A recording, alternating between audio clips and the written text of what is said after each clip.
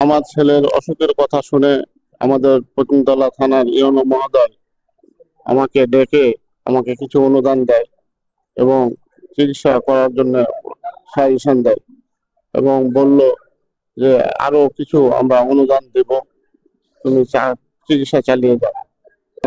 YONO মহোদয় যেন দীর্ঘজীবী হয় এবং সুস্বাস্থ্য কামনা করি তার। চাঁপাইনবাবগঞ্জ পলিটেকনিক ইনস্টিটিউটের মেধাবী শিক্ষার্থী মাহবুব আলম দুরারোগ্য ক্যান্সার রোগে আক্রান্ত।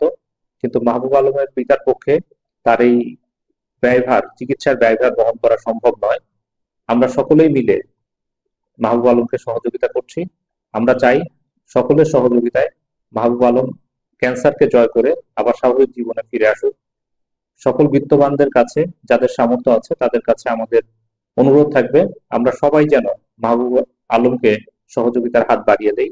আমরা পৌরসভা থেকে, আমরা আমাদের উপজেলা পরিষদ থেকে এবং সকলের ব্যক্তিগত পর্যায় থেকে চেষ্টা করছি মাহবুব আলমকে সহযোগিতা করার জন্য, যাতে করে মাহবুব আলমকে আমরা আবার স্বাভাবিক জীবনে ফিরে পেতে পারি।